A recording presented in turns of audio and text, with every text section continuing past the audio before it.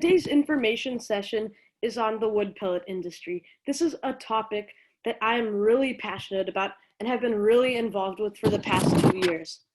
This may be a longer information session than usual, but this is because we can go really in depth into the topic of wood pellets. So now, what exactly is the wood pellet industry? As quoted in resourcemag.com, wood pellets are an efficient and cost-effective method of biomass combustion to produce heat and electricity and is burning wood pellets. So are wood pellets renewable? Well, the European Union, or more commonly known as the EU, stated that they were, but after many years of research, the actual truth has come out that they are even worse than fossil fuels. So what do I mean that they are even worse than fossil fuels? Well, it means that they emit more carbon into the atmosphere, they contribute more to global warming, and fossil fuels would be a better energy source in comparison to wood pellets. So this is definitely not renewable. But what is the controversy and why do so many people think it is? And this is a growing industry, so we'll look into this a bit later. But so now let's listen to a short podcast hosted on North Carolina Public Radio with host Frank Stasio on the wood pellet industry. This is the State of Things live from Triad Stage in Greensboro. I'm Frank Stasio. Should wood pellets count as renewable energy? The Kyoto Protocol classified the biomass nuggets as renewable so long as new trees were planted. In the European Union, that rule led to countries swapping wood pellets for coal in order to meet their emissions goals. The U.S. leads the world in wood pellet exports, and Eastern North Carolina is meeting a growing portion of that demand. And in that part of the state, old logging towns are happy to be back in business. The question is, how sustainable is the pellet industry, both for those small rural economies and the global climate? Wake Forest professor and MangaBay.com reporter Justin Catanoso co-authored a three-part series in the News and Observer about the wood pellet industry. The series was supported by a grant from the Pulitzer Center on Crisis Reporting, and Justin Catanoso joins us now. Justin, welcome to the State of Things. Thank you, Frank. So tell us why wood pellets are considered renewable energy. How'd that happen? Well, it happened, as you said, in the Kyoto Protocol in 1997. They were looking at how to classify carbon emissions, and clearly fossil fuels were put in one category. And biomass, or trees, was put in the land sector in the same place where zero emission solar and wind was placed. And the theory was that if you cut a tree down, which is filled with carbon, and you burn it, and all that carbon is released, as long as you plant a tree to replace the tree that you cut and burned, there's an offset. And so there was an incentive for this wood pellet industry because the countries that were burning wood pellets would not have to count their carbon emissions. But it all really depended on whether the replanting of trees was taking place. And that's kind of where some of the problems start. Well, it seems like there's a double whammy here too, because on the one hand, when you burn biomass or coal, you release carbon into the air, so that's a problem. But also, trees, when they're standing and not being burned, are sequestering CO2, unlike coal, which is in the ground, not particularly good at sequestering CO2 in the air. Right? Absolutely. And so this is one of the big issues that is problematic here in North Carolina, because a lot of our trees are bottomland hardwoods in the eastern part of the state. Our timberland forests are being cut down to feed a really fast-growing industry, turning these trees into wood pellets, then loading on the ships in the port of Wilmington, sending them to the UK and to the European Union to be burned. When those trees come down, we not only lose the ecosystem services of those trees, the carbon sequestration, the fact that they help maintain our environment, they provide resiliency against flooding and storms. They also harbor a lot of biodiversity. And the southeastern United States is one of the most biodiverse places on Earth. And we're losing some of our forests so they can be cut down, pelletized, and burned for energy overseas, or those emissions are not being counted. So let's talk about that demand and what impact it is having here in North Carolina. First, Europe. What's the demand? Since it was considered carbon neutral, how much of this is being burned? So a lot of it's being burned. So right now, one company, the largest wood pellet maker in the world, has its largest base of operation here in North Carolina. It's called Enviva, and they have 4 wood pellet making plants of the 8 that they have in the Southeast. They are producing over 2.5 metric tons of wood pellets a year that they are shipping overseas. Now, here's the thing in Europe. They have a thing called the Renewable Energy Directive. It was approved in 2009. It was updated in 2018. And both times, biomass or trees was given the designation of carbon neutral. And so this has created a demand for these wood pellets because these countries are required by law to reduce their carbon emissions. So they are actually phasing out coal, which is a good thing. The infrastructure is in place for them to burn wood because they have the same plants. They don't have to build new plants to burn wood. Now they're burning these wood pellets and the emissions are going up, but they're not counting the emissions. So on paper, they can say emission reduction. The emissions are zero. In other words, they're not counting the emissions at all. They're not counting the emissions at all, no. But obviously, there are emissions going. There are, and again, the Kyoto Protocol imagined that the U.S. would be replanting trees, but guess what? The U.S. didn't approve the Kyoto Protocol, and so we are under no obligation to replant these trees. And most of these trees are coming from private land. In North Carolina, our forested land is 85% in private hands. They are not regulated at all. If you had 100 acres of oak and you wanted to sell it to a group of loggers, you could do it and nobody could stop you. And if you don't, and there's no requirement for you to replant it. There's assumption that it's being replanted, but not a lot of that is happening. All right, well, let's talk about the industry in North Carolina, because again, if I owned that 100 acres, if I was a logger in this state, the furniture industry had been a very important part, the lumber industry, very important part of our economy. It collapsed, in the 90s with a lot of that work going overseas. This has to come as good news. So we have to sort of take into account that this does mean some economic development for some part of North Carolina. Absolutely, and I want to be really clear about this. We are a timber state. We had a furniture industry, we have a paper industry, we had newspapers that needed lots of trees. We have tree farms all over the state. We grow trees to be cut down, to be turned into other kinds of products. We were never really growing trees to be cut down to be burned. As those industries were in decline, though, a lot of loggers were losing their jobs. When Enviva came into the state in 2011 and opened its first plant in Ahoskie, suddenly loggers were getting more work because they are outsourcing. Enviva is outsourcing the demand for their wood to these loggers. And in some public hearings, loggers will stand up and say, this company is a godsend for us.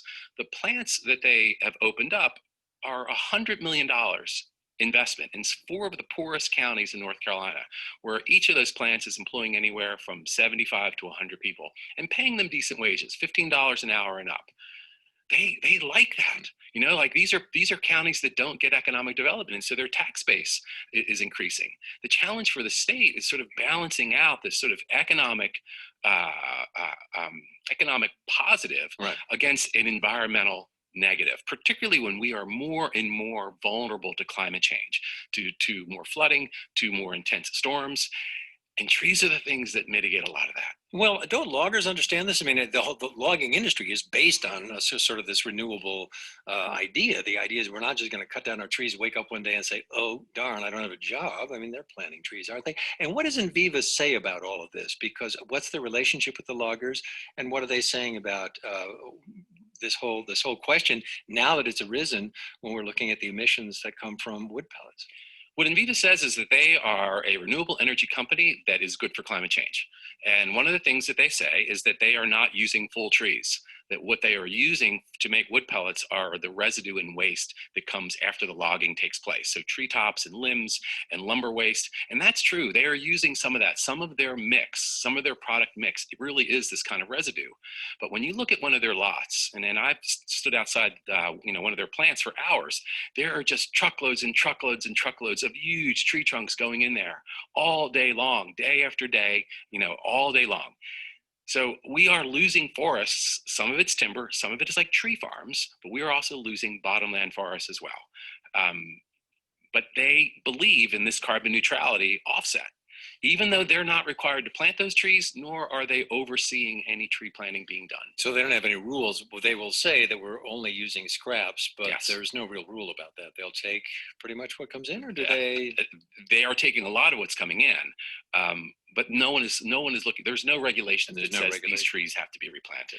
So what would happen? Let's go back to Europe now and talk about what happens there if all of a sudden they say, you know what, these emissions are really, and let's talk a little bit more about this too, because the fact is you have to burn more wood than you do coal to get the same amount of energy. So that's one of the big things that has come out in the last 10 years as scientists have really looked at this. So this really did seem like a good idea in 1997. It really did.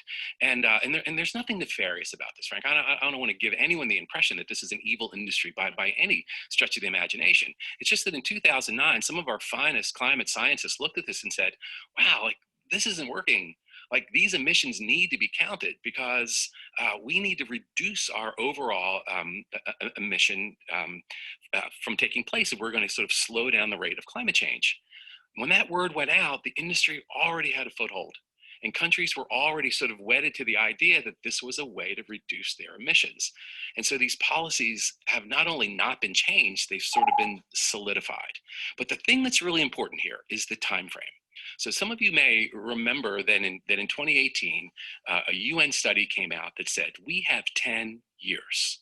We have 10 years to dramatically decarbonize our economies around the world if we have any chance of staving off the most catastrophic effects of climate change by 2030. The truth of the matter is that there is carbon neutrality when you replant a tree in this whole paradigm. But the fact is, it's 50 to 100 years. A tree that you burn today, if you plant a tree today, those emissions will be taken up in 50 to 100 years. Folks, we don't have 50 to 100 years.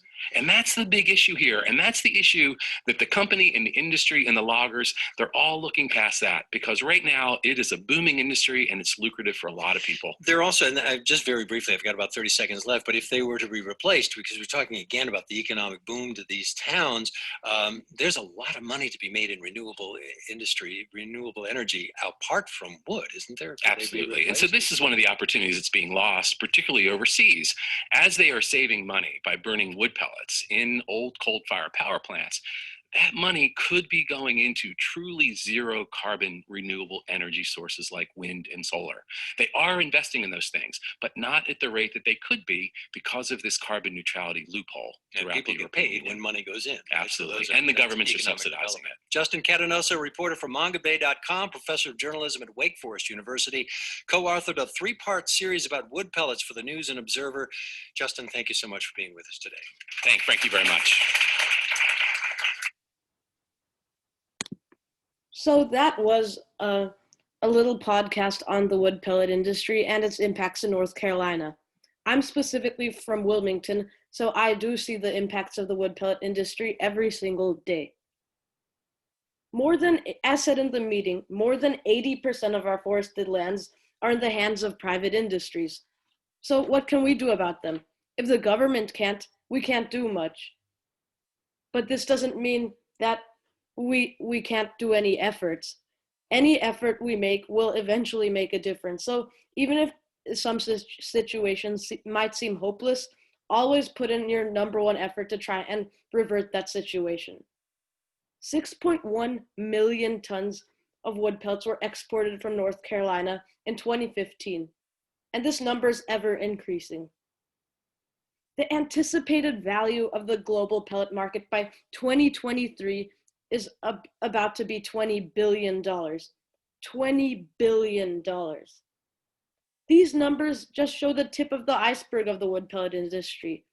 In the future, this could become even more popular unless we stop it now. Right now, it is still a pretty new industry, and public awareness is low. So if we can spread public awareness about this issue, there is a good chance that we might be able to stop this in the future. So after every meeting, as I said, we always end with what can we do to make a difference? Here on Wood Pellets, you could join an environmental activism group involved in fighting wood pellets. This could be local, statewide, or even at a national level. Like for me, in the Cape Fear Sierra Club, they are very involved with the wood pellet industry. This is at a local level. You might not have a local level of focusing on the wood pellet industry, but you may have a national level. So do some research to see if you can get involved in any environmental activism groups. If you have more time, you could even give a talk in public about the wood pellet industry to spread public awareness. As I said before, not many people know about this issue. You might have not known about it until you attended this webinar or are watching this recording. If you don't have much time at all, simply donate some money to environmental activism groups to promote and support their work. This is the least work and easiest way to make a difference in the community. If you have time, though, I would still suggest doing something more like actually getting involved with your community. But if you don't, you can still make a difference just by donating. So that's all for the wood pellet industry today. And I hope you learned something about this industry. There are plenty of sites on Google and other search engines about the wood pellet industry, which I highly recommend you read and do something about.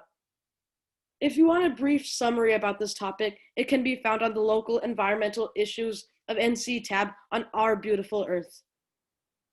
That's all for today's information session, and I hope you enjoy it. Thank you.